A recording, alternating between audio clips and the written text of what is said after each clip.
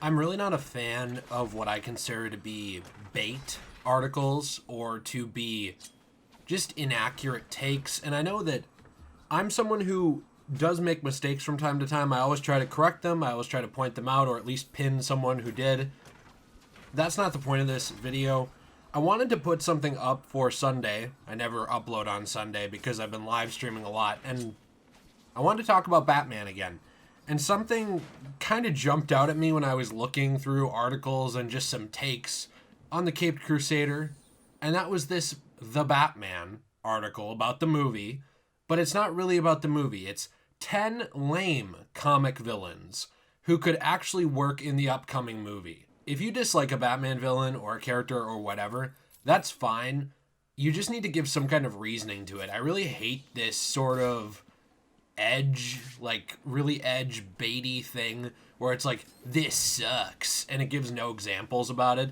So, I mean, I could do that very easily too. Like, if I started titling everything, The Last of Us sucks, or Superman is dumb, it's like, yeah, I'm going to get a lot of people clicking it. And that's what I think this article is, because they bring up examples like Copperhead, who in the very beginning they say, oh, these people are lame, but they don't really give any sort of justification to it. So if we look at Copperhead, first appearing in the Brave and the Bold comic series, the original Copperhead uses a Copperhead snake costume to commit murders. He was a contortionist. He sold his soul to a demon to become a snake man hybrid. One, I don't really see what's lame about any of that. I mean, it's actually kind of a cool origin story. And so they talk about his venom bite, and then they just say that he could go up against Batman with the detective angle. And that's it. There's no justification here for why Copperhead's lame. I'm not even saying Copperhead's that cool. I think he's fine. But the point is that they always seem to write these articles and lists with zero justification behind anything. The next one they did was the KG Beast, which is really silly to me. Oh, he's not a boring Batman villain, but a pretty lame one still. So he's a hired assassin with cyborg appendages. He's known for shooting Dick Grayson. Blah, blah, blah. They go on and on. Why would he be good? Oh, because he has skill, brute strength, and virtuosity.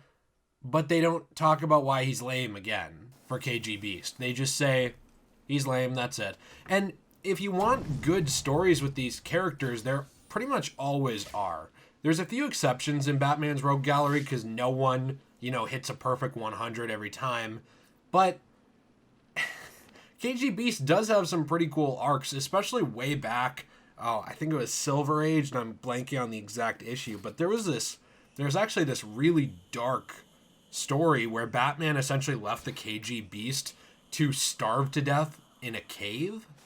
Like, he just left him there to die. And it was really shocking and kind of a depressing ending. And then, stupidly, another author came along and retconned it in post, like way later in a later issue, which I thought was lame, because if you're going to do that, you have to commit to it, whether you're going to have Batman cross that line or not. You can't act like he did, then go back on it. But I digress. The point is, there was a really good story with KG Beast. That's just one I can think of off the top of my head. I don't think the fact that he represents the KGB is stupid, if that's what they're going for. I mean, if we're going by that logic, Captain America's dumb. I mean, he's named after a country. But there's a lot of cool things about him. So is he really? I don't know, it just seems like a shallow take. We've got Hugo Strange. This one actually kind of annoyed me, because the whole thing with Hugo Strange is that he's not a physical threat to Batman as much as he is a psychological threat. Hugo Strange, yes, there have been times where physically he's been a threat to Batman, but generally, the whole thing is that he can dissect Batman, take him apart, put him back together. He's a trained therapist. He knows how Batman ticks. He's extremely intelligent, and that's sort of how he could go up against Batman. And so they're saying that he could in the movie too, right? But I want you to sort of shelf the movie ideas of this article for a second, because this whole thing seems like it was written as just a way to get you to jump in and click on it, because it's calling a bunch of Batman villains that aren't lame, and then just a couple that are lame. Because we're going to get to a few here too that I kind of agree with on them. Let's move on. This is one I do think is lame, King Tut. I don't think there's much cool about him. I don't think he's the worst thing in the world. I don't think he's the best thing ever. I think that he has sort of a dumb premise that he thinks that he's this pharaoh reincarnated, and it's silly, it's campy, but there's a lot of people that enjoy that style of Batman too. And it's weird again because they just straight up say he's lame. They give no actual evidence or anything for it. It's just he's dumb. Who do we have now? The Terrible Trio. I also do think the Terrible Trio is a little stupid too. They were a bunch of rich guys who sort of dress up and try to be criminals as a, not a gag, but excitement. They sort of try to do that. And look, I'm not saying they're cool, but just throwing in the Terrible Trio and King Tut in this list doesn't make it a good list. You still have 10 slots, and you have 2 that are sort of lame. And I agree with you. Also, who would want the Terrible Trio in The Batman? In that movie? Like, is anyone thinking like, oh man, I can't wait for the Robert Pattinson Batman, but I really want the Terrible Trio in that. Nobody's saying that. So even from that angle, why are you putting them in this list? Sal Maroni. Oh boy, yeah, he's so awful. He's so stupid. He's a lot like Falcone. Oh no. What? I mean, like, the thing that's hard with, like, a list like this is there's not even a lot to go into on their reasoning. Usually they will be, like, more in-depth, like that sort of ridiculous piece about Batman Arkham Asylum, the game not making any sense. At least there was stuff to talk about because they would make a couple paragraphs per entry. But here they'll just say a tiny bit, like, oh, Maroni is the only person on this list who isn't in a colorful costume. The Mafia boss has been featured in Batman movies already. He's known for turning Harvey Dent into Two-Face. Again, one of the main agreed upon goals is to make this movie more adult. You might as well add in the Mafia. One of the most important things you can open up is the Matches Malone persona. Sorry, I misread that. They want this Batman to be a detective, so they could go all the way in and attempt to do that properly. The villain is perfect for Batman to go undercover and become a possible enforcer for the crime boss. Where do you offer anything about him being lame? Is it just like a buzzword? Is that it? Are all Batman villains lame? Is that the point we're going for here?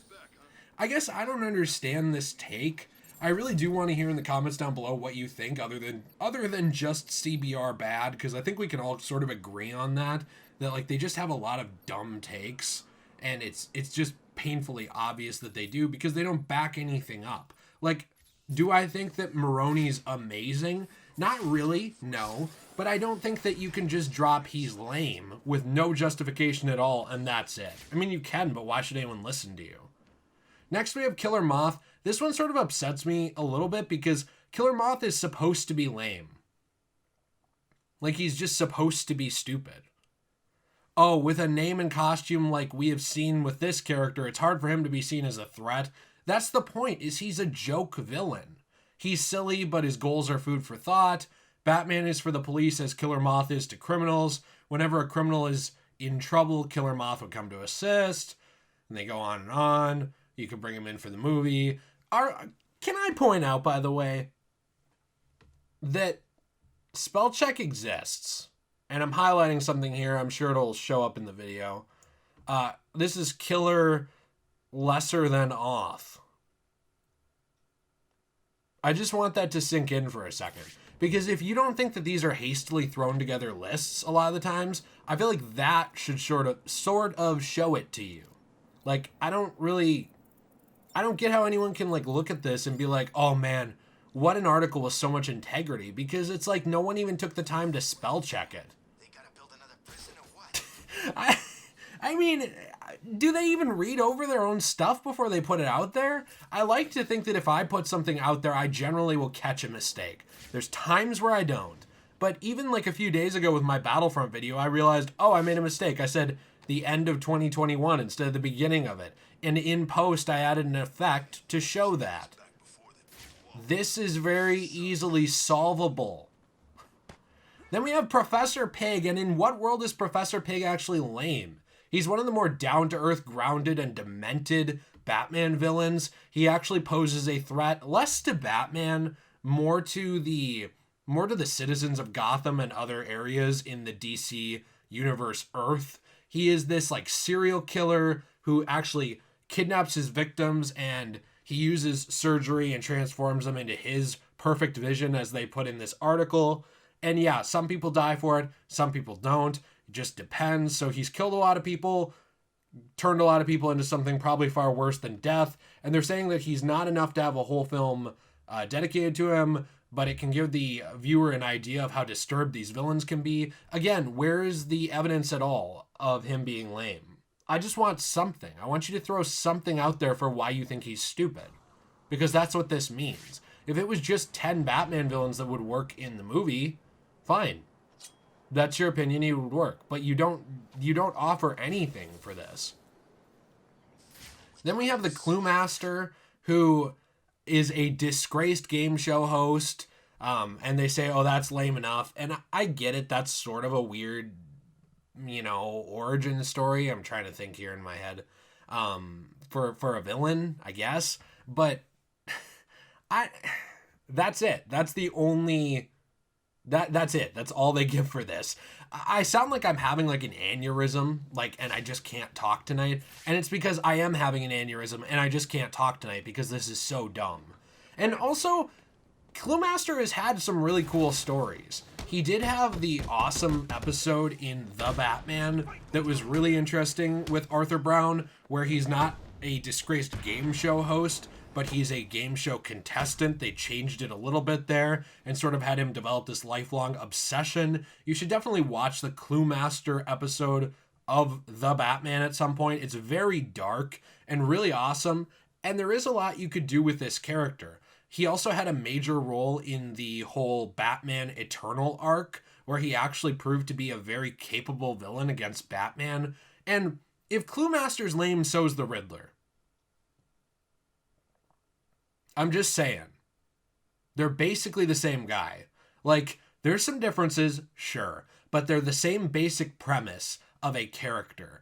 The Clue Master is more just interested in the clues themselves, but at the end of the day, a lot of authors have also written this character as just a Riddler light, or as they call it, a discounted Riddler. And I get that. That's sort of why they're trying to say he's lame. Barely, but they barely make the argument in a half a sentence. But if he's lame, so is Riddler. They're so similar. What's the difference, really? I just don't get how, selective this is. Scrolling down. Oh, finally, we hit the worst contender on the list, Batmite. Now, at first I thought, well, whoever wrote this just doesn't know Batman.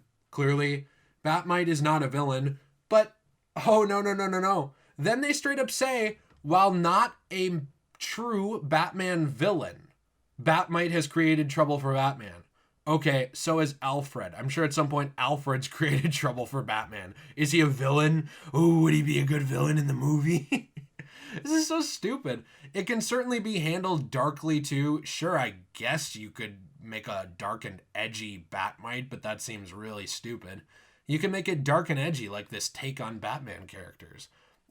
It could be a man who is a fan of Batman. Oh, what if he finds a way to put Batman in a controlled reality? So you're making Batman, wow. So you're making Batmite. Let's just tone it back here for a second. Stop stuttering. You're making Batmite a crazed stalker fan. That's your idea for Batmite. It's not just that he's a big fan of Batman who wants to do the same sort of things as he does and has very dangerous magical abilities that he can't clearly control very well, that cause a lot of problems. No, now Batmite is a stalker. Just a normal stalker fan.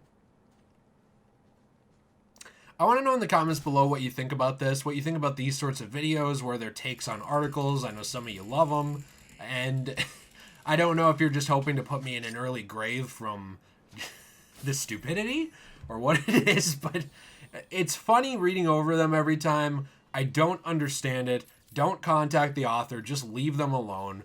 But wow, I think we just hit rock bottom. Let me know what you think. I'll catch you in the next one. We found our winner for the Joker code. I already reached out to him, gave it to him. So congratulations to him. I will mention him in a community post this week. Have a fantastic day. Stay awesome. Bat family.